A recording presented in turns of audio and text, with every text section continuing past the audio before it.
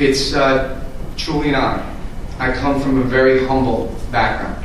My father often worked 2 and 3 jobs to put my sister and I through school. My mother worked tirelessly to support our family, to raise us, to take care of my dad. And she maintained the household and kept a tight leash on me, which was not an easy thing to do. But both my mother and father had very profound impacts on my life. And a sense of duty and a sense of service was something that was instilled in me at the earliest age. And that led to me at 19 years old leaving college. I had a partial college scholarship. I was studying accounting and finance in Baruch, and when I said I was enlisting in the Marine Corps, all I heard was, "You're crazy, what are you doing? Everything is fine." And I said, "It's something I believe in. This country is the greatest nation in the world, and if we don't step up and serve, we'll lose that." And at 19, I did join the Marine Corps. I'm very proud of that. And within about a year, my mother, unfortunately, is always right. She warned me, "You can't go because there'll be a war. Mom, please, no war since Vietnam, I'll be fine." About a year into my active duty service, the Persian Gulf War breaks out. And as Mr. Molinari just told you, I volunteered for combat. Fortunately, I came back in one piece, and I went right back to school. My father made sure education was paramount. And I went to school, and being from a humble background, I had to go to work also. So I put an application in for the FBI, and I was honored yet again. I was accepted for a clerical position, and I worked the graveyard shift, midnight to 8 in the morning. And then I went to school full-time from 9 in the morning till 4 in the afternoon. So following my father's footstep, I picked up on his work ethic and worked hard. And after 2 years with the Bureau, I was recruited to go to Wall Street. I was a research analyst at first, and within months, I passed the exams to be licensed to sell and trade stocks, equities. And after about 2 years on Wall Street, I had attained my accounting degree. I had turned the minimal age for the FBI, 24 years old. And once again, I was honored when they called with an appointment as a special agent. So I walked away from a lucrative career on Wall Street again, second time in my life, where my colleagues were asking me if I was crazy. And the opportunities of wealth and a fancy lifestyle. And without a doubt, I knew where my heart was. I knew where my fiber, the fabric that I was made of, was leading me, and that was back to service. And at 25 years old, I was in the academy at Quantico, Virginia, and I was assigned to the New York office. My first squad was the Gambino crime family. Very prestigious squad. I was honored to be there. And it was right about the time that the mob was breaking into Wall Street. So some of the old timers on the squad who don't really talk to the new guy would ask me what certain things meant on Wall Street. And I was able to interject from my experience being an accountant and finance major and having worked there. But soon they figured out, wait a minute, this guy's an accountant, he knows Wall Street, let's transfer him to the securities fraud squad. So soon thereafter I was transferred to the securities fraud squad where I investigated financial crimes. That did 2 things though. Not only was it invigorating and gave me an opportunity to be effective as an FBI agent, but it afforded me the opportunity to go back to school. So being an FBI agent during the day, I became a law student at night.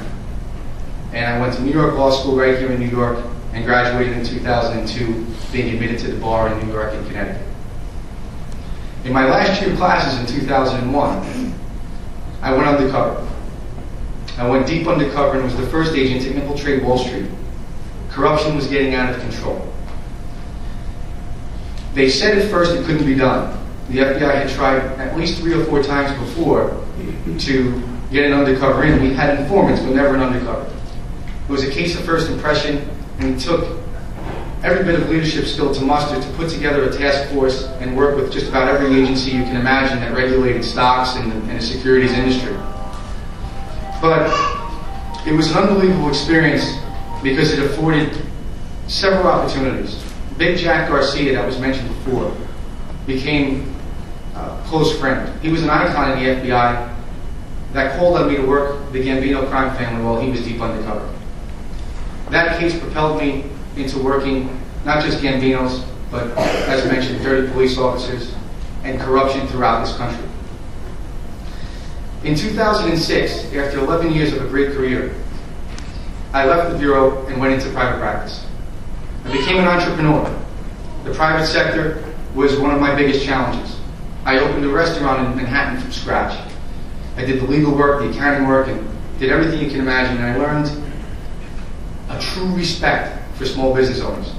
After being in combat and being undercover, I can tell you it was one of the toughest things I've ever done, and it gave me a great respect for just how hard the average businessman out there works.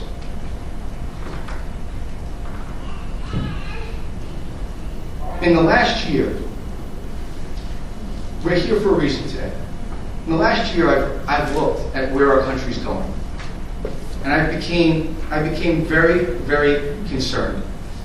I believe that we're headed down a dangerous path, and that the ideals, the fundamentals, the core values that built this country, those ideals and fundamentals and values that I fought for as a Marine, that I worked for as an FBI agent, are being eroded.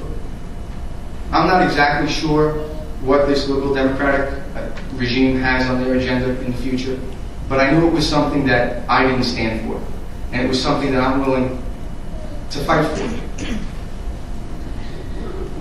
I've always been someone to stand up. I've always taken action. When I was 19, I took an oath.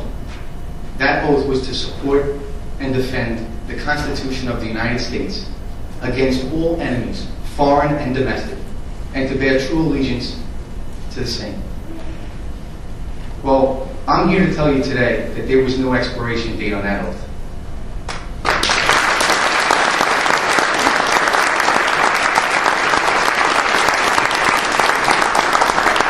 I'm running for Congress for the same exact reason that I joined the Marines at 19 and the same reason I left Wall Street to become an FBI agent.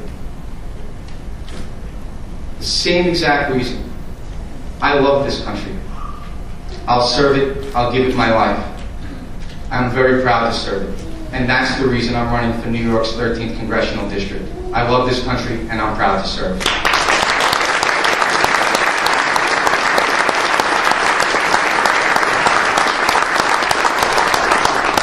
Now my opponent's a good man, but he's wrong on the issues. He campaigned in 2008 on a slogan, change you can trust. But in reality, the only thing we can trust is that he's going to be another faithful vote for the Pelosi liberal regime. The bottom line is, he's not part of the solution, and that makes him part of the problem. He's going to change with the wind wherever the popular wind is blowing, and that's not leadership that we can trust. Our government right now is failing. It's failing the people that it was created to protect and serve. Right now, we have arguably the most fragile economy since the Great Depression. And what are we faced with?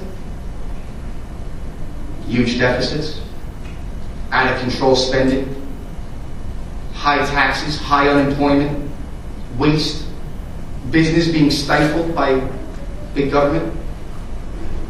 What we need is less government, and certainly more efficient government.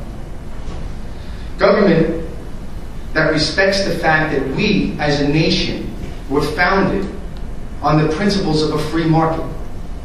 That's what built this country, hard work and ingenuity, a free market system. And that's what will get us out of this recession. When government tries to engineer or orchestrate an outcome, I can guarantee you it'll fail. Now more than ever, we need to lower our taxes. We need to give incentives to small business owners. We need to do one thing, and that's create jobs.